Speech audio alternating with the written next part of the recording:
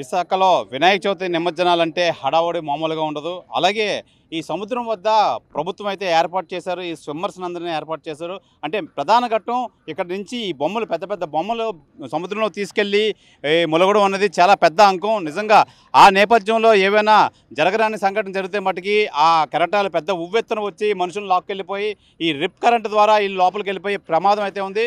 కావున ఈ జీవీఎంసీ అధికారులు అయితే మటుకి ఈ గజయితగాల్ని స్విమ్మర్స్ని అయితే పెద్ద సంఖ్యలో ఇక్కడ ఏర్పాటు చేశారు.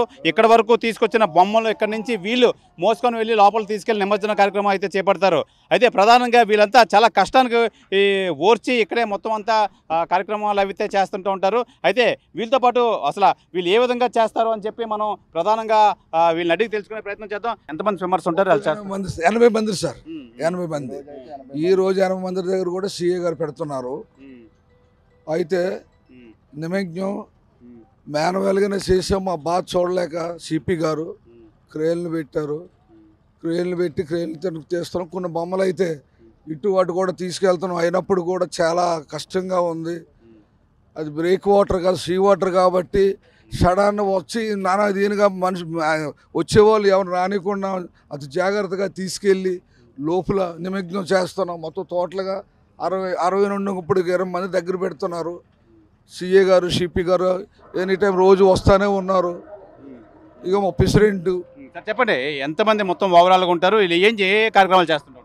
ఓవరాల్గా ఈ వినాయక చవితి అనేది 27వ తారీఖున మొదలు పెట్టడం జరిగిందండి. 27వ తారీఖు నుండి ఇప్పుడు ఈ రోజు వరకు, మొన్నటి వరకు కూడా ఏసీపీ గారు రావడము, మా కష్టం చూడటం జరుగుతుంది. కాబట్టి మళ్ళీ ఏసీపీ గారు 4 డేస్ నుండి ఒక 20-30 మందిని ఇక్కడ పెంచమని ఏసీపీ గారు మా జేడీ గారిని అడుగుతూ, మరి మా జేడీ గారు కూడా మాకు చెప్పడం జరుగుతుంది. మరి ఈరోజు లాస్ట్ రోజు కాబట్టిగా మొత్తం చాలా క్రౌడ్ ఎక్కువ ఉంటుందని చెప్పేసి మన క్రేన్లు కూడా మాకు ఫస్ట్ అయితే 2 ఉండేవి, ఇప్పుడు మళ్ళీ 5 క్రేన్లు పెట్టారు ఇక్కడ.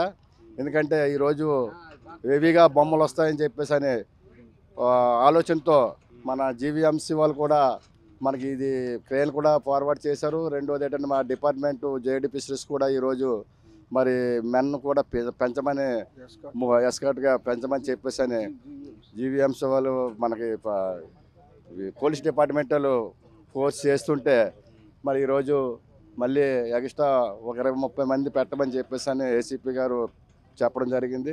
అలాగే పెట్టడం జరిగింది ఈరోజు. మరి ఎందుకంటే మాకు చాలా ఈ ఫోర్సు ఈ సముద్రం అనేది మామూలు చెరువు అనుకోండి, మామూలు బొమ్మ పెట్టడం జరుగుతుంది. ఇది సముద్రం కాబట్టి ఎక్కువగా కరెంటు కూడా హెవీ కరెంట్ ఉంటుంది. రెండోది ఏంటంటే కిరటాలు కూడా అటు పోటు దీంట్లో మరి మా వాళ్ళు కూడా మొన్న ఇద్దరికి కూడా దెబ్బలు తగలడం జరిగిందండి. ఇక్కడ డైరెక్ట్గా సీఏ గారే హాస్పిటల్కి తీసుకెళ్ళడం జరిగింది. మరి మా జాగ్రత్తలో మేము ఉంటూ కూడా ఆ కరెంట్ ఫోర్స్ మేము తట్టుకోలేక కూడా ఇద్దరు కుర్రోళ్ళకి దెబ్బలు తగిలిసాయి. మరి ఈరోజు కూడా లాస్ట్ రోజు కాబట్టి మరి మాకు డిపార్ట్మెంటు, పోలీస్ డిపార్ట్మెంట్ అయితే అవునామండి, ఫిషరీస్ డిపార్ట్మెంట్ అయితే అవునామండి, మరి అందరూ కూడా పగడబందిగా ఈరోజు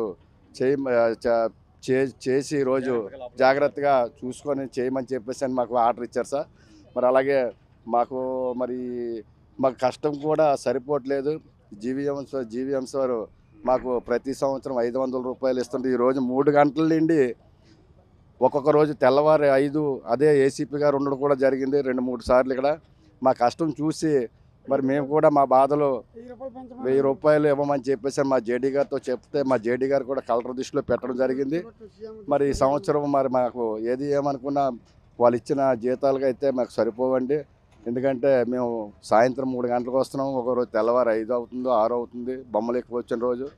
మరి చూసి మరి మా బాధ ఏదో ఆలోచించి డిపార్ట్మెంట్ వారు అలాగే మాకు అన్ని వేళ సహాయ సహకారం అందిస్తారని చెప్పేసి అని మరి నేను ఒక సొసైటీ, ఫిషర్మెన్ సొసైటీ సిమ్మర్స్ ప్రెసిడెంట్గా నేను మాట్లాడడం జరుగుతుంది. మరి మాకు అన్ని వేళ కూడా పోలీస్ డిపార్ట్మెంట్ కూడా బాగానే మాకు కొద్ది భోజనం కూడా హెల్ప్ చేస్తున్నారండి. ఎందుకంటే ఒక్కొక్క సంవత్సరం వచ్చేది కాదు, ఈ సంవత్సరం మాకు బాగా హెల్ప్ చేస్తున్నారు. మరి ఇవన్నీ కూడా వాళ్ళు హెల్ప్ చేయబడికి మేము కూడా వాళ్ళు చెప్పినట్టుగా మేము వర్క్ చేస్తున్నాము. చెప్పేదన్నా ఏంటి, ఏం కావాలి మీకు? నాకు ఇన్నాళ్ళు బట్టి ఫస్ట్లో నుంచి 500 రూపాయలు ఇచ్చారు జీతాలు. బొమ్మలు అనుకునేందుకు డబ్బులు సరిగ్గా రావట్లేదు ఎటు చిమ్మర్లకు. అయితే ఇప్పుడు మా బాధ చూసి ఏపీ గారు కానీ గవర్నమెంట్ పరిమారిన ఇప్పుడు మాకు ఏదో సహాయం చేస్తుంది. మాకు జీతాలు రోజుకి 1000 రూపాయలు లెక్కన ఈ గవర్నమెంట్ వచ్చింది కాబట్టి మా పెంచాలి కాబట్టి మా డబ్బులు కూడా పట్టలేదు. ఏంటి కింద సంవత్సరం డబ్బులు పడలేదు, ఈ సంవత్సరం కూడా డబ్బులు పడి మాకు 1000 రూపాయలు జీతం రోజుకి పెంచితే ఒక రోజుకి 1000 రూపాయలు పెంచితే మాకు ఆరోగ్యం మాకు తల్లి పిల్లతో కొద్దిగా బాగుంటుందని మా ఆలోచన. ప్రధానంగా వీళ్ళు చెప్తుంది ఏంటంటే మేము చాలా కష్టానికైతే ఓర్చుకొని మొత్తం ఈ బొమ్మలు తెల్లవారు వరకు అయితే మొత్తానికి ఈ బొమ్మలు ఇవి లోపల తీసుకెళ్ళి చాలా బరువు ఉన్న బొమ్మలు కూడా కష్టాన్ని లోపల తీసుకెళ్ళి మేమంతా నిమజ్జనం చేస్తాం. ఎక్కడెక్కడి నుంచో మొత్తం సిటీ నలుమూల నుంచి పెద్ద పెద్ద విగ్రహాలు అయితే వస్తాయి, ఎక్కడి వరకు వస్తాయి. ఇక్కడ నుంచి మేము మా అధీనంలో తీసుకొని దాన్ని జాగ్రత్తగా తీసుకెళ్ళి లోపల తీసుకెళ్ళి నిమజ్జన కార్యక్రమం చేస్తాం. అయితే మా కష్టానికి ప్రతిఫలంగా మాకు వస్తున్నాయి డబ్బులు కూడా తక్కువ డబ్బులు వస్తున్నాయి. కాబట్టి దయచేసి మా రోజు కూలి 1000 రూపాయలు చేసి మమ్మల్ని ఆదుకోవాలి. అంటే మాకు తిండి తెప్పులు లేకుండా తెల్లవారు వరకు నిద్ర లేకుండా మొత్తం అంతా కష్టపడతాము. అయితే ఈ నేపథ్యంలో మొత్తం అంతా మాకు ఆదుకొని మొత్తం అంతా ఈ తెల్లవారు వరకు మేము చేస్తాం. అయితే ఈ నేపథ్యంలో అయితే మాకు మా కష్టానికి గుర్తించి కొంచెం పెంచాలని చెప్పి వీళ్ళంతా కోరుకుంటున్నారు.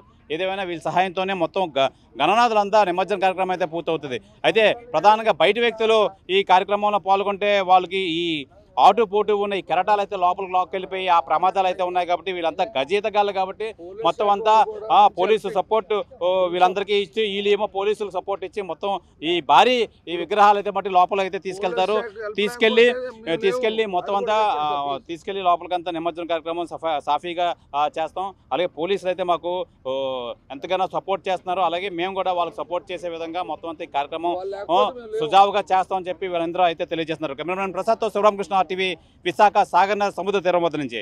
తెలుగులో న్యూస్ కి ఫాస్టెస్ట్ యాప్ ఇప్పుడు టోటల్లీ న్యూ అవతార్లో జస్ట్ 5 సెకండ్స్ లో కంప్లీట్ న్యూస్. సోషల్ మీడియాలో ట్రెండ్స్ కి one stop solution. Live TV app voice search option తో ఇప్పుడే డౌన్లోడ్ చేయండి లేదా అప్డేట్ అయిపోండి. యాప్ లింక్ డిస్క్రిప్షన్ లో ఉంది.